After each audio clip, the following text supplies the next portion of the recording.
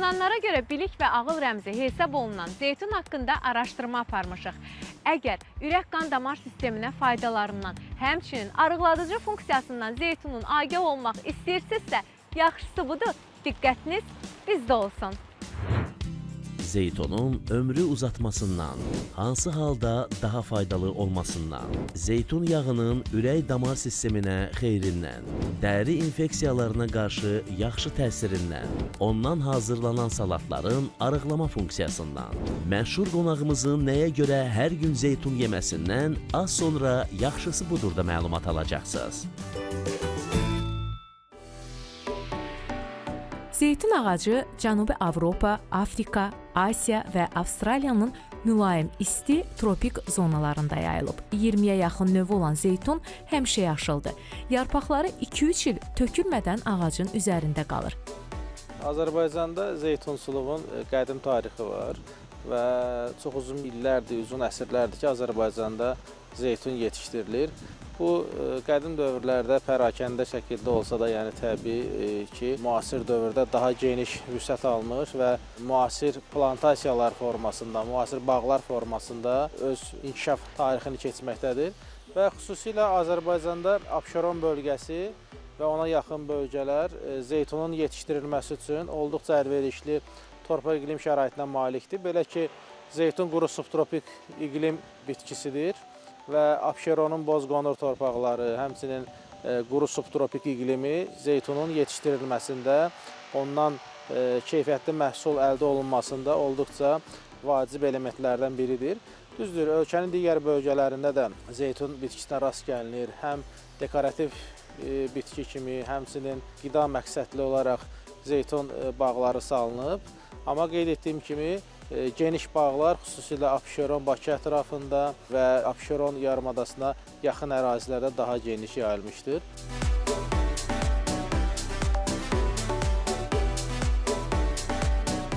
Qeyd edim ki, zeytunun əsasən yağlıq sortları və qida kimi istifadə olunan, yəni ondan marinatlaşdırılmış formada istifadə olunan sortları vardır ki, bunlar da yəni bir-birindən fərqlənirlər. Və qeyd edim ki, əvvəlki dövrlərdə daha çox marinatlaşdırılmaq üçün nəzərdə tutulan sortlardan istifadə olunurdusa, son dövrlərdə daha çox yağ istehsalı üçün nəzərdə tutulmuş sortların əkilməsi geniş vüsət almışdır. Və hal-hazırda qeyd etdiyim kimi ölkəmizdə çox müasir zeytun bağları salınıb və bu da ölkədə kənd təsərrüfatında xüsusilə bağçılığın, inkişafının nə dərəcədə genişlənməsinin bir göstəricisidir. Zeytun may-iyun aylarında çiçək açır. Meyvələri isə oktyabr-noyabrda yetişir. Xüsusilə ağac əkilməsi payız və yaz aylarındadır, amma daha məsləhətlisi payız ayıdır. Çünki bu həmin dövrdə sükunət dövrü keçirdirlər. Oktyabrın sonlarından noyabr-dekabr aylarında əkilməsi daha məsləhətlidir. Amma yəni yaz aylarında da bunun əkilməsi mümkündür. Son illərdə bildiyiniz kimi xüsusi dibçəklərdə bunlar yetişdirilir. Yəni bu da hətta onun yay ayında belə əkilməsini mümkün edir. Meyvələrin yığılması isə gördüyünüz kimi sentyabr ayından başlayır. Sentyabr-oktyabr aylarında xüsusilə yığılırlar. Bu marinatlaşdırılmaq üçün bildiyiniz kimi yaşıl halda yığılır. Artıq qara rəngli meyvəsi olan sortlar və yaxud da qaldıqca qaralan sortlar isə bildiyiniz kimi yağlıq məqsədi ilə istifadə olunur. Zeytun ağacından dərilən meyvəni yemək mümkün deyil. Onun dadı çox acı olur. Bu isə tərkibində olan xüsusi maddəyə görədir. Zeytunu biz ağacdan dərhal qopardan kimi yeyə bilmirik. Niyə? Çünki dadı acı olur. Baxın, bir qədər əvvəl dedik ki, zeytunun tərkibində oleorepen maddəsi var. Həmin maddə zeytuna o acılığını qazandıran maddədir. Bu əslində eyni zamanda həm antioksidant maddədir, həm də zeytunun tərkibinə kənardan gələ biləcək hər hansı bir bakteriyalar və yaxud da zərərli mikroorqanizmalardan özünü qorumaq üçün aktiv olan bir maddədir. Bunu xaric etmək üçün müxtəlif kimyəvi vasitələrdən istifadə olunur və yaxud da kəskin duzlu məhlullardan istifadə olunur. Və yaxud da qırma zeytun dediyimiz bir metod var. Zeytun qırılır, qırıldıqdan sonra üzərinə su əlavə olunur. Bir neçə dəfə suyunu dəyişməklə o formada da onun tərkibindəki acılığı xaric etmək mümkündür. Təbii ki, istər biz dərman məhlulundan istifadə olunsa da, duzlu məhlullardan da istifadə olunsa da və s. bir şəkildə zeytunun o tərkibindəki belə deyək də faydalı mühit biraz onun tərkibində azalmış olur. Amma istənilən halda yenə deyirəm, biz yenə də o tərkibindəki effektiv maddələri istifadə edə bilirik. Onun tərkibində olan həmin maddə zeytun meyvəsinə çox acı dad verməklə yanaşı, onu çətin həzm olunan edir.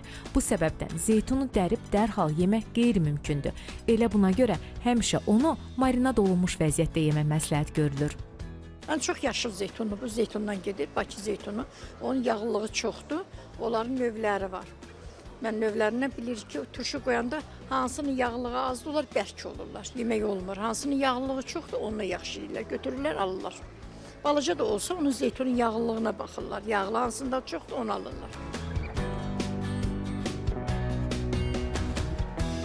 Həftədə bir hardasa 50-dən 60 dənə mən satıram zeytun balonlarla, kilola da satırıq, kilo qutarıb, indi balonlarla satırıq. Hər birini kilo da gətirəcəyik. Evdə hazırlayıb təmiz ev tutmasıdır, evdə hazırlanmış məhsuldur. Siz özünüz də yeyə bilərsiniz, çox qəşəng dadı var onun. Açın, baxın dadını.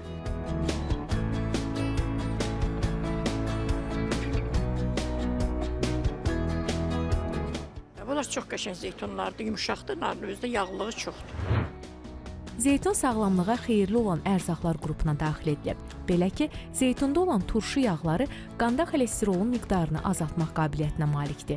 O, ürək və qan damarlarını aterosklerozdan qoruyur. Zeytunun özünü də yemək, yağını da istifadə etmək təbii ki, kardiometabolik problemlərdə, proseslərdə bizim hər birimiz üçün faydalıdır. Baxın, ürək xəstəlikləri ən çox nədən əmələ gəlir? Damar spazmından və yaxud da damarın tərkibində bir xolesterin mühiti varsa bundan yaranır və s. Bunlar da yanlış qidalanmalar, şəkərli qidalanmalar, ondan sonra doymuş yağlardan bol-bol istifadə, sedanter həyat tərzi və s. və l. Bir şəkildə biz ürəyimizə bu mənfi təsiri göstəririk. Amma biz həyatımızın, belə deyək də, mərkəzinə fiziki aktivlikləri gətirdiyimiz zaman, qidalanmamızı ən doğru qidalanma ilə əvəz etdiyimiz zaman burada bunun effektini daha yaxşı görmüş oluruq.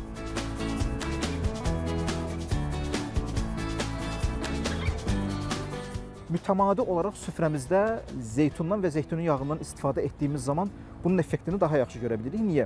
Zeytun ümumiyyətlə seyrək yağ zəncirinə, yağ turşularına aid olduğu üçün biz bunu daha yaxşı formada həzm eləyə bilirik. Eyni zamanda zeytunun bir öd qovucu xüsusiyyəti də var. Eyni zamanda qaraciyərdən toksinləri təmizləmə xüsusiyyəti var. Qaraciyərin birinci, ikinci fazasını ən yaxşı formada detoks eləyən meyvələrdən və yaxud da yağlar kateqoriyasına aiddir və s.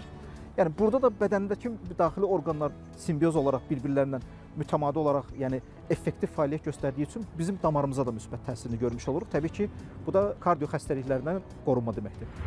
Yetişmiş zeytun həzmə kömək edir, mədəni qüvvətləndirir. Həmçinin yuxu rejimində probleminiz varsa, o ən yaxşı qidalardan biridir. Bir də arıqlamaq istəyirsinizsə, zeytun yeyin. Zeytunun arıqlatma özəlliyi varmı? Dolayı yollarından var. Bu necə baş verir? Baxın, bir qədər əvvəl dedik ki, bizim bədənimizdə ROSlar yükləndikcə, yəni toksiki yük yükləndikcə, bizim bədənimizdə metabolizma da zəifləyir. Yaxşı metabolizmanı gücləndirmək üçün nə edəcəyik? Burada zeytundan istifadə etməyin daha çox məqsədə uyğun olduğunu görürük. Niyə? Çünki dediyimiz kimi öd qovucu xüsusiyyəti var. Öd qovucu xüsusiyyəti varsa bizim bədənimizdə həzm prosesi də normallaşmış olur.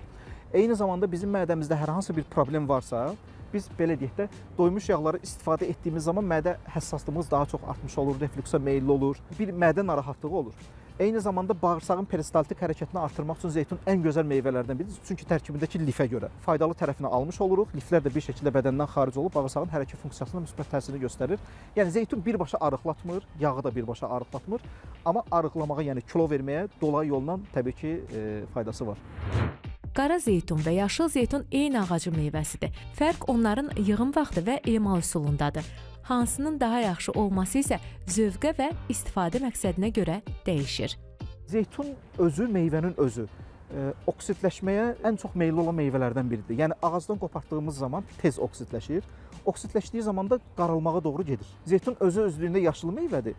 Oksidləşdiyi zaman qaralır. Hər ikisi faydalıdır, amma mən yaşıl olanın daha çox tərəfdarıyam.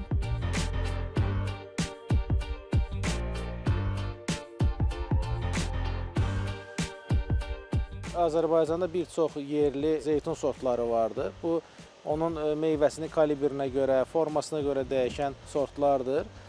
Həmçinin dediyim kimi, yağlıq və yaxud da qida kimi istifadə olunan, yəni marinatlaşdırılmış qida formasında istifadə olunduğuna görə fərqlənir. Həmçinin bir sıra digər ölkələrdən də, hansı ki, zeytunun vətəni sayılan ölkələrdən də buraya bir sıra sortlar introduksiya olunmuşdur və yerli torpaq iqlim şəraitinə uyğunlaşdırılmışdır. Və qeyd edim ki, zeytun susuzluğa olduqca dözümlü bir bitki növüdür. Həmçinin xəstəlik və zərərvericilərə digər bitkilərdən daha dözümlüdür. Həmçinin qeyd etdiyim kimi, ondan dekorativ məqsədlərlə istifadə edir. Çünki bildiyiniz kimi, zeytun soyuq aylarda, ilin soyuq fəsillərində öz yarpaqlarını tökmür və bu da onun dekorativ bitki kimi istifadə olunmasına, həmçinin eyni zamanda ondan məhsul alınmasına, yəni şərait yaratmış olur.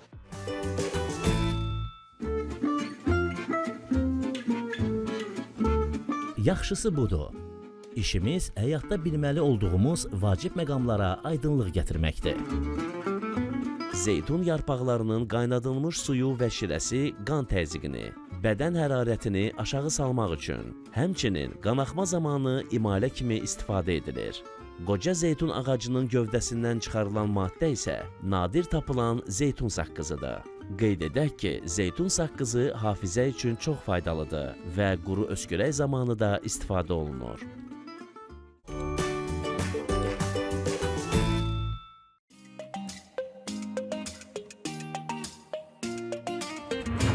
Yaxşısı budurum bu dəfəki məşhur qonaq rubrikasında ötən mövsüm Səs Azərbaycan yarışmasında öz səsi ilə birincilik qazanan Cəmilə xanım Həşimovadır qonağım.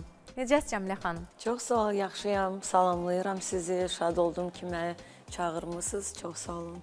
Mən də şad oldum sizi görməyimə. Bu günləri sizlə bir yerdə zeytundan salat hazırlayırıq və bu salat da məhz sizin sevdiyiniz, qida rasionunuza daxil etdiyiniz bir salat növüdür. Bilmək istəyərdim ki, bu salatı necə oldu kəşf etdiniz və necə oldu ki, öz qida rasionunuza daxil etdiniz? Bəli, indi sizə danışacağım. Bu arada mən zeytunu çox sevirəm. Düz eləyirsiniz, çox faydalıdır. Səhər yeməyi xoşlayıram ki, zeytun olsun, qara və yaşıl zeytunu. Çox xoşlayıram onu.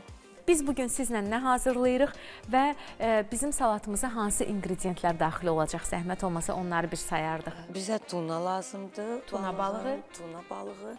Əlbəttə, zeytun, qara, yaşıl, yumurta, çeri pomidor və yaxı salatı. Həm də bizə balzamik sousu lazım olacaq. O olmasa limon soku istifadə olar eləmək. Aha, və bir də zeytun yağını mən orada görürəm. Bəli, Keçək hazırlanma qaydasına, necə hazırlayırıq? Nədən başlayırıq birinci?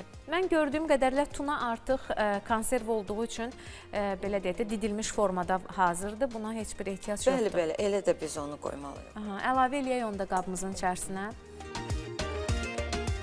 Biz o zaman keçid eləyirik yumurtaya. Burada 5 ədəd yumurtamız var bizim. İndi ağız dadına uyğun olaraq bizim izləyicilərimiz bunu dəyişə də bilər. Mən yeməyi xoşlayıram, ona görə hər şeyi doğrayacağam. Burada nə qədər ədəd var, onları.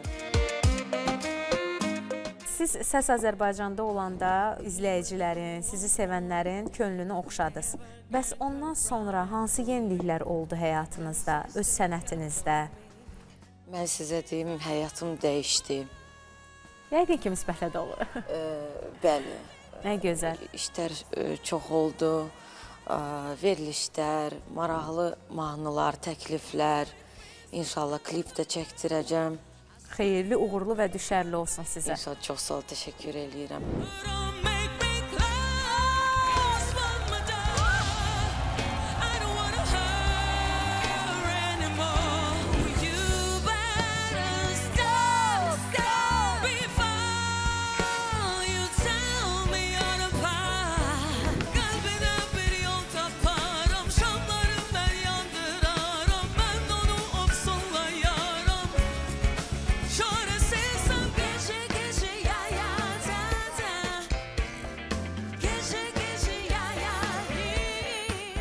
Klipi hansı formada çəkmək istəyirsiniz, harda çəkmək istəyirsiniz? Belə bir fikirləriniz var artıq, yoxsa hələ düşünürsünüz bu haqda? Hələm ki, işlər gedir. Mən çox gözəl komandam var, onlarla işləyirəm. Onlar hələm ki, fikirləşirlər harda, necə. Daha yaxşı olsun. Bəli, mən sizə söz verirəm ki, çox maraqlı olacaq. Mən də ümid edirəm ki, çox maraqlı olacaq, izləyicilərin də könlünü oxşamağı bacaracaqsınız. Necə ki, Səs Azərbaycanda bunu bacardınız. Və biz keçək indi pomidora. Cəmilə xanım, mətbəxlə aranız necədir? Yemək bişirməyi daha çox sevirsiniz, yoxsa yeməyi? Əlbəttə yeməyi. Kim yeməyi sevmir ki? Əlbəttə. Məncə hamı sevir yeməyi. Mən sizə düzü deyim, elə də mən bişirmirəm. Bacarıram, amma xoşlamıram bişirməyi. Xoşuma gəlmir o. Amma belə görürəm ki, dadlı yeməkləri sevirsiniz, faydalı yeməkləri sevirsiniz. Faydalı Bugünkü olsun, salatdan. faydalı düzdür. Çox xoşlayıram zeytun. Qida rasionunuza həm salat formasında daxil edirsiniz. Başqa necə zeytunu qida rasionunuza daxil edirsiniz faydasını görmək üçün? Mən səhərlər bir çay qaşığı zeytun yağı içirəm. Çünki o mədəmə yaxşıdır. Həm də deyirlər ki, boğaz tellərinə, müğənnilər üçün və damarlara deyirlər çox kömək eləyir. Bəli, bəli, xolesterolun qarşısını alır, damar tıxanmasının qarşısını alır. Mən belə görürəm ki, burada mayonez yoxdur. Bu salat həqiqətən də başdan ayağa faydadan ibarət olacaq bizə. Deməli, başda hər şey mayonez faydalıdır. ziyanlıdır, zərərlidir. Çox yemək olmaz. Pomidorlar bitdi. İndi nəyə keçirik Cəmilə xanım? Biz indi keçirik zeytuna. Cəmilə xanım, mən əslində əvvəl elə fikirləşirdim ki, qara zeytun rənginin tünd olduğuna görə daha faydalıdır. Amma bizim proqramımızı hazırlayanda, araşdırmamız nəticəsində öyrəndim ki, sən demə, yaşıl zeytun daha faydalıdır. Qara zeytun da faydalıdır, amma bir pillə ondan aşağıda qalır. Ona görə də artıq yaşıl zeytunu daha çox sevməyə başlamışam. Başa düşdüm. Mən özüm qaranı da, yaşılı da çox sevirəm, amma bilmirdim. Bu məlumat məndə yox idi.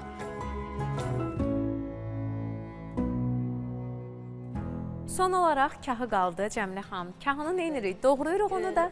Xeyr, kahını biz doğramalıyıq əllə.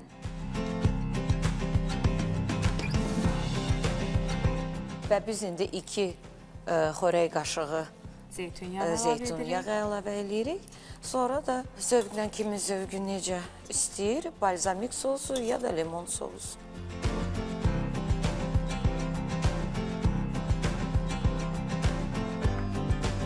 Artıq qarışdırdınız deyəsən bitdi. Boşqablarımız da gəldiyinə görə yeməyin vaxtıdır. Nuş olsun sizə də. Nuş olsun. Necə də xoşbaza gəldim. Əllərinizə sağlıq, ürəyinizə sağlıq. Çox dadlıdır, çox. Yaxşısı budur, izləyicilərimiz də bugün bizim hazırladığımız kimi sağlam qidalar qəbul etsin. Yaxşısı budur, faydalı qidalanın. Əsrlərdir Aralıq dənizi mətbəxinin sirri, xalq təbabətinin isə qızıl standartı sayılan zeytun yağı ürək-damar sisteminin xəstəliklərini qorumaqdan tutmuş, üz dərisinin cavan qalmasına kimi müsbət keyfiyyətləri ilə tanınır. Zeytun yağı qədim dövrlərdən bəri həm qida, həm də şəfa məqsədi ilə istifadə olunur.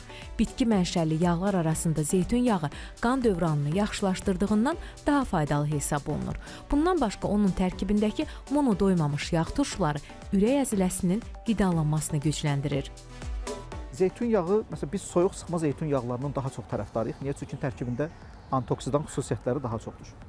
Və burada da mütəxəssislər 2 cür zeytunun, zaten yaşıl olanı da 2 hissəyə ayrılır.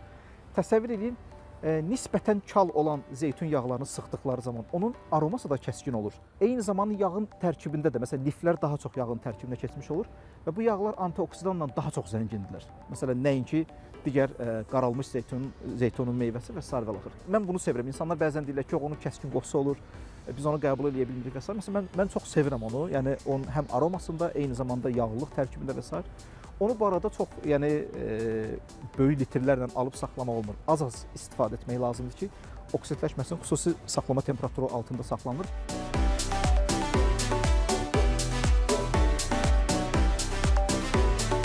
Qeyd edim ki, zeytun istehsalına görə bir sıra ölkələr var ki, onlar olduqca fərqlənirlər. Bu bizim qardaş dövlətimiz Türkiyə, Yunanistan, İtaliya.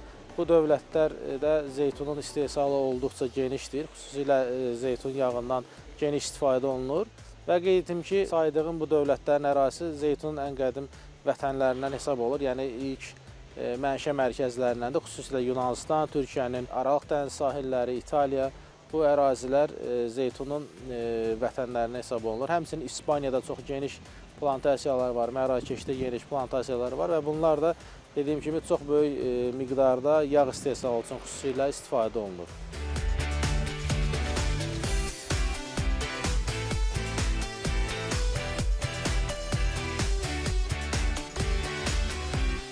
zeytun yağının iki cür yağı görürük biz bazarda. Bir soyuq sıxma, bir də rafinə olunmuş zeytun yağı. Baxın, rafinə olunmuş zeytun yağı artıq belə deyək də müəssisədən isinib süfrəmizə gələn yağdır. Bu istiyə davamlı yağdır. Yəni bu cür insanlara təqdim olur ki, bundan siz yemək bişirə bilərsiniz. Mən bunun tərəfdarıyam, amma əslində deyiləm. Niyə? Çünki bu mənə görə artıq ikinci əl yağdır. Texnoloji olaraq, yəni elm deyir ki, tamam bundan istifadə edə bilərsiniz. Dediyim kimi mən bir qidaçı olaraq, bir diyetoloq olaraq bunun çox da tərəfdarı deyiləm. Soyuq sıxma olan zeytun yağının da isinməsinin tərəfdarı deyiləm. Baxın, burada qida texnoloqları belə bir şey iddia edirlər ki, zeytun yağı termostabil yağdır, 180 dərəcəyə qədər istiliyə dözə bilən yağdır və s. və axır. Amma mən yenə də deyirəm, ümumiyyətlə heç bir bitki yağının isidilməsinin tərəfdarı deyiləm, çünki biz onları oksidləşdiririk. Oksidləşdirdiyimiz zaman onun faydalılıq miqdarını azaltmış oluruq biz bədənimizdə və s. Burada nə etmək olar? Biz əgər məsələn tava müəyyən qədər isinibsə, o yağı ora əlavə eləyib, üzərinə dərhal hər hansı bir qidanı əlavə eləyib bişirə bilərik. Və yaxud da yağsız bişirə bildiyimiz yeməklər varsa, yəni ilkin mərhələdə yağsız bişirə bildiyimiz yeməklər varsa, bu yeməkləri bişirib daha sonra üzərinə zeytun yağı əlavə eləyib, ondan yəni zeytun yağının daha çox faydalı tərəfini ala bilərik. Və bir də ki, salatlarımızda bol-bol istifadə edə bilərik. Bir də zeytun yağının özündən də müxtəlif soslar hazırlayıb, salatlarda da, yeməklərdə də tamamlayıcı olaraq istifadə etmək mümkündür. Zeytun yağı qadınlarda hormon balansına müsbət təsir edən yağ turşuları ilə daha zəngindir. Bu yağlar estrogen və progesteron səviyyələrinin stabilləşməsində rol oynayır. Zeytun yağı hamiləlikdə istifadə ediləndə həm ananın, həm də dölün sağlam hormon balansını qorumağa dəstək verir. Hamilə xanımlarda bir metabolik ləngimə də olur bildiyimiz kimi. Çünki onlar belə deyək də müəyyən bir dönəmdən keçdikləri üçün burada onların həmin o belə deyək də periodik yüklərini azaltmaq üçün ən ideal yağlardan biri zeytun yağıdır. Niyə? Çünki məsələn biz onlara ən çox nə deyirik? Deyirik ki, karbohidratdan tamam, karbohidrat mütləq şəkildə lazımdır, amma sizə təyin olunmuş versiyada istifadə etsəniz daha çox effektiv olacaq sizin üçün. Və eyni zamanda məsələn yeməklərin həzmi bildiyimiz kimi məsələn bətin daxilində məsələn uşaq böyüdükcə və s. mədəni sıxa bilir.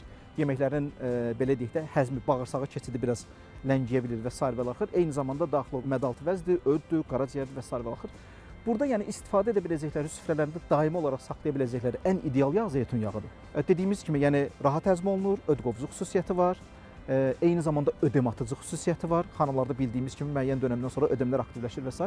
Və bir də xanımlar bildiyimiz kimi intoksikoz vəziyyətinə gəlib çıxdıqları üçün bir dönəmdən sonra o toksik yükü bədənlərindədir. Bir qədər əvvəl dedik axı zeytun yağı antioksidan yağlar cərgəsinə aid olduğu üçün, yəni xanımlar da həmin zeytun yağından mütəmadi olaraq istifadə etdikləri zaman bədənlərini çox ideal formada detoks rejiminə sala bilirlər və həmin o periodik dövrləri də çox rahatlıqla onun öhdəsindən gələ bilirlər.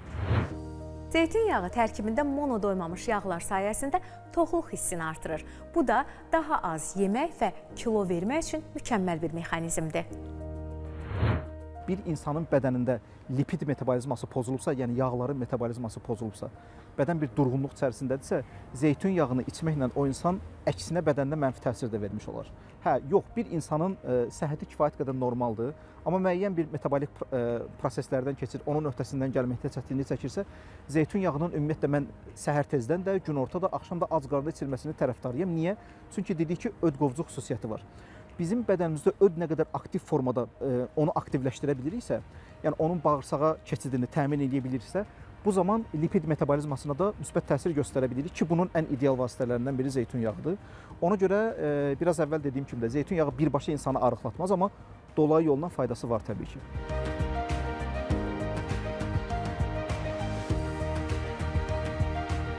Biz əslində zeytun yağını istifadə etməklə sanki belə deyək də bu anti-aging dediyimiz proseslər var. Yəni qocalmanı gecikdirə bilirik. Yəni özümüz də gəncləşə bilirik və s. Baxın, tərkibində oleropin maddəsi var, hidroksitirozol var, eyni zamanda tirozol. Yəni bir çox fenolik birləşmə, polifenollar deyirik buna. Fenolik birləşmələri biz mütəmadi olaraq qəbul etdiyimiz zaman həqiqətən hüceyrəmizin özünü gəncləşdirə bilirik. Eyni zamanda dərimizə faydası daha çoxdur. Zeytunun özü və yağını biz baxdığımız zaman bizim bədənimizdə məsələn insulin dirənci deyirik. Hüceyrələrimizin insulinə qarşı maksimum qaydada həssaslığını artırmış olur. Mütəmadi olaraq zeytun yağından istifadə etdiyimiz zaman və yaxud da zeytunun özündən istifadə etdiyimiz zaman. Və zeytun yağı lifli yağlar içərisinə aid olur və s. Zeytunun özündən mütəmadi olaraq yediyimiz zaman nə ilə qarşılaşırıq? Burada baxın, kimin ki bağırsağında bir tənbəllik, bir passivlik varsa, bunun öhdəsindən gələ bilmək üçün mütəmadi olaraq biz zeytun yağını yediyimiz zaman bunu salatlarda da hazırlaya bilərik. Məsələn, İtaliyada yeməklərdə hazırlanan zeytunlar var.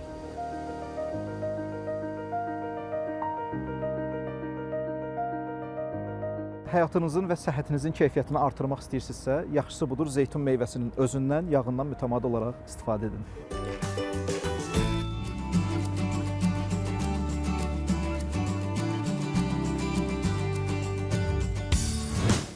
Artıq bildik ki, zeytun ağacının meyvəsi də, zeytunun yağı da, hətta ağacın yarpaqları belə insan orqanizminə çox faydalıdır. Odur ki, bu meyvəni qida rasionunuzdan əski etməyin.